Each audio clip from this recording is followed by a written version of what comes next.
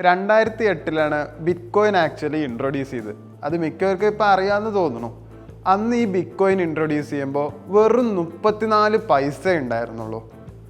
അത് അന്ന് ഇൻട്രൊഡ്യൂസ് ചെയ്തപ്പോൾ എല്ലാവരും പറ്റിപ്പാണ് എന്നുള്ളത് പലതും പറഞ്ഞിട്ടുണ്ടായിരുന്നു. അന്ന് ഇൻട്രൊഡ്യൂസ് ചെയ്തപ്പോഴല്ല, അത്യാവശ്യം 2018-19 കാലം വരെയും ബിറ്റ്കോയിന് പറ്റിപ്പാണ് എന്ന് എല്ലാവരും പറഞ്ഞു. എന്തിന് പിന്നെ അത് പറ്റിപ്പാണ് എന്ന് പറയൽ കുറച്ച് കമ്മിയായി. ഇപ്പോൾ ഡൊണാൾഡ് ട്രംപ് ബിറ്റ്കോയിൻ വാങ്ങിയപ്പോൾ എല്ലാവർക്കും വിശ്വാസമായി. എല്ലാവരും ചറവറയെന്ന് ബിറ്റ്കോയിൻ വാങ്ങാൻ തുടങ്ങിയിട്ടുണ്ട്. അന്ന് 2008 ബിറ്റ്കോയിന് 34 പൈസയാണെന്ന് പറഞ്ഞില്ലേ. ഇപ്പോൾ ബിറ്റ്കോയിന് വില എത്രയാണെന്ന് അറിയോ? 49 ലക്ഷം രൂപ. അതായത് ഒരു കോയിൻ്റെ വില 49 ലക്ഷം രൂപയാണ്. അപ്പോൾ അന്ന് നിങ്ങൾ വെറും 10 രൂപയ്ക്ക് ബിറ്റ്കോയിൻ വാങ്ങിയിട്ടുണ്ടെങ്കിൽ ഇപ്പം നിങ്ങൾ എന്തായി ഉണ്ടാവും? കോടീശ്വരനായി ഉണ്ടാവും. അന്ന് വലിയ വിലയ്ക്ക് ബിറ്റ്കോയിൻ വാങ്ങിയിട്ട് ഇപ്പോൾ ശതകോടീശ്വരൻ എന്നും കൂടി പറയാൻ പറ്റില്ല, അതിലും എത്രയോ മേലെ ബില്യൺസ് ഓഫ് റുപ്പീസ് അവർ ഉണ്ടാക്കിയിട്ടുണ്ട്. അത് ആരൊക്കെയാണെന്നുള്ളതാണ് ഞാനിപ്പോൾ പറയാൻ പോകുന്നത്. ആദ്യത്തെ ആള് വേറെ ആരുമല്ല, ഈ ബിറ്റ്കോയിൻ ഇൻട്രൊഡ്യൂസ് ചെയ്ത ആൾ തന്നെ സതോഷി നാക്കാമോട്ടോ. മൂപ്പരുടെയിലാണ് ഏറ്റവും കൂടുതൽ ബിറ്റ്കോയിൻ ഉള്ളത്. അതായത് 11 ലക്ഷം ബിറ്റ്കോയിനാണ് മൂപ്പരുടെയിലുള്ളത്. അത് ഇപ്പോൾ നോക്കുമ്പോൾ അതിൻ്റെ ആസ്തി 57,000 കോടി രൂപയാണ്. സദാശി നാക്കാമോട്ടോ ഇപ്പം മരിച്ചു പോയി, പക്ഷെ അത്രയും സദാശി നാക്കാമോട്ടോയുടെ കയ്യിലുണ്ട്. അടുത്ത ബിറ്റ്കോയിൻ ഏറ്റവും കൂടുതൽ വാങ്ങിയത് കോയിൻ ബേസ് എന്ന കമ്പനിയാണ്. ഇത് ആക്ച്വലി സ്റ്റോക്ക് ബ്രോക്കേഴ്സ് ആണ്. അതിൻ്റെ ആപ്സുകളും ഉണ്ട്, പക്ഷെ അത് ഇന്ത്യയിൽ അത്ര യൂസ് അല്ല. പക്ഷേ ഇവരാണ് ഏറ്റവും കൂടുതൽ ബിറ്റ്കോയിൻ വാങ്ങിയത്. 9,73,000 ബിറ്റ്കോയിനാണ് അന്ന് 2008 ഇവർ വാങ്ങി വെച്ചത്. അതായത് ഇപ്പോൾ അവരുടെ കയ്യിൽ ബിറ്റ്കോയിൻ്റെ മൂല്യം പറയണത് 51,000 കോടി രൂപയാണ് അവരുടെ കയ്യിൽ ഇപ്പോൾ ഉള്ളത്.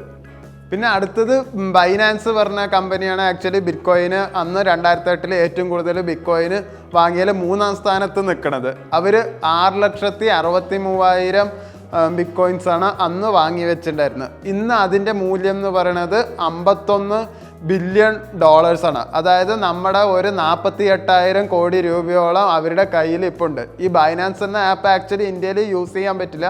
കാരണം നമുക്ക് എന്ത് ഷെയർസ് വാങ്ങുകയാണെങ്കിലും നമ്മുടെ ഇന്ത്യൻ സ്റ്റോക്ക് ബ്രോക്കേഴ്സിൻ്റെ കീഴിലേ വാങ്ങാൻ പറ്റുള്ളൂ. അതുകൊണ്ട് ബൈനാൻസ് എന്ന ആപ്പ് യൂസ് ചെയ്യാൻ നമുക്ക് കുറച്ച് ബുദ്ധിമുട്ടുണ്ട്. ഇന്ത്യയിൽ നിന്ന് വിട്ടിട്ട് വേറെ സ്ഥലത്തു നിന്ന് നിങ്ങൾക്ക് ബൈനാൻസ് ആക്ച്വലി യൂസ് ചെയ്യാനും പറ്റും കേട്ടോ. പിന്നെ അടുത്തത് ബ്ലാക്ക് റോക്ക് എന്ന കമ്പനിയാണ്. ബ്ലാക്ക് റോക്ക് എന്ന കമ്പനീനെ പറ്റിയിട്ട് ഞങ്ങൾ മുന്നേ പറഞ്ഞിട്ടുണ്ട്.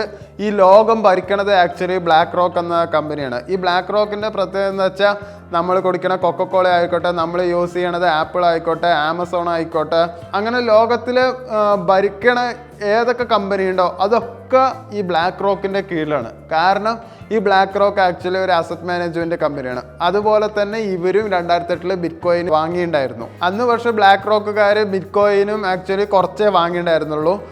3,61,000 ബിറ്റ്കോയിനാണ് അന്ന് അവർ ബ്ലാക്ക് റോക്ക് വാങ്ങിയിട്ടുണ്ടായിരുന്നത്. ഇന്ന് അവരുടെ കയ്യിൽ 22,000 കോടി രൂപയാണ് ബിറ്റ്കോയിൻ്റെ മാത്രം എമൗണ്ട് ആയിട്ട് ഇപ്പോൾ ബ്ലാക്ക് റോക്കിൻ്റെ കയ്യിലുള്ളത്. പിന്നെ അടുത്തത് ഫൈഡലിറ്റി ഇൻവെസ്റ്റ്മെൻറ്റ് പറഞ്ഞ ഒരു അമേരിക്കൻ കമ്പനിയുടെയിലാണ്. ഇതും ഒരു സ്റ്റോക്ക് ബ്രോക്കേഴ്സ് തന്നെയാണ്. മിക്കവരും എല്ലാ ബിറ്റ്കോയിൻസും വാങ്ങുന്നത് എല്ലാ സ്റ്റോക്ക് ബ്രോക്കേഴ്സ് തന്നെയാണ്. അപ്പോൾ ഈ അമേരിക്കൻ കമ്പനി അന്ന് വാങ്ങിയത് 2,73,000 ബിറ്റ്കോയിൻസ് ആണ് അന്ന് വാങ്ങി വെച്ചിട്ടുണ്ടായിരുന്നത്. ഇന്ന് അവരുടെ കയ്യിൽ ഏകദേശം 15,000 കോടി രൂപയോളം ഇവരുടെ കയ്യിൽ ബിറ്റ്കോയിൻ്റെ മാത്രം കോയിൻസ് കയ്യിലുണ്ട്. പിന്നെ അടുത്ത് ഗ്രേ സ്കെയിൽ പറഞ്ഞ ഒരു കമ്പനിയാണ്. ഇതൊരു സ്റ്റോക്ക് ബ്രോക്കേഴ്സ് തന്നെയാണ്. പക്ഷേ ഇതൊന്നും നമ്മുടെ നാട്ടിൽ അത് യൂസ് ചെയ്യാൻ പറ്റില്ല. നമ്മളിത് കേട്ടിട്ട് പോലും ഉണ്ടായിരുന്നില്ല.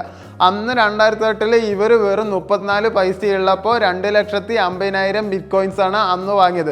വേണമെച്ചാൽ നമ്മുടെ $1 കൊടുത്തിട്ടായിരിക്കും ഇവർ ഈ ബിറ്റ്കോയിൻ ആക്ച്വലി വാങ്ങിയിട്ടുണ്ടായിരുന്നത്. അന്ന് അത്രേ വിലയുണ്ടായിരുന്നുള്ളൂ. ഇന്ന് ഇവരുടെ കയ്യിൽ ബിറ്റ്കോയിൻസിൻ്റെ അളവ് പറയുന്നത് 13,000 കോടി രൂപയാണ് ഇവരുടെ ബിറ്റ്കോയിൻ്റെ മാത്രം ആസ്തി ഇപ്പോൾ ഗ്രേ സ്കെയിലിൻ്റെ കയ്യിലുള്ളത്.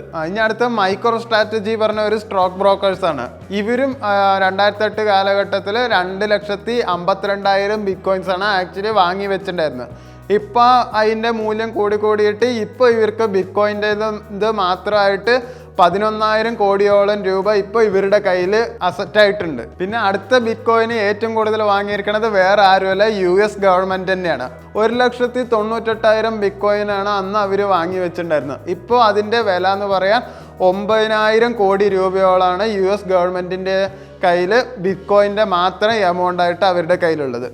ഈ ഇന്ത്യൻ ഗവൺമെൻറ് എപ്പോൾ ബിറ്റ്കോയിന് വാങ്ങണോ അപ്പോൾ മാത്രമേ നമുക്കും ഇവിടെ സ്റ്റോക്ക് ബ്രോക്കേഴ്സ് ആപ്പിലൂടെ നമുക്ക് ബിറ്റ്കോയിന് വാങ്ങാൻ കഴിയുള്ളൂ. അത് ഇന്ത്യൻ ഗവൺമെൻറ് ഇപ്പോൾ അടുത്ത് തന്നെ വാങ്ങാൻ ചാൻസ് ഒന്നുമില്ല.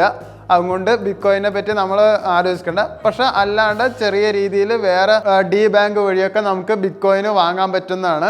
പക്ഷെ അത് ട്രസ്റ്റ് വർത്തി ആയിട്ടുള്ള ആൾക്കാരുടെ കയ്യിൽ നിന്ന് മാത്രം വാങ്ങുക. കാരണം ഇതിന് വേറെ രേഖകളോ ഒന്നും ഉണ്ടാവില്ല.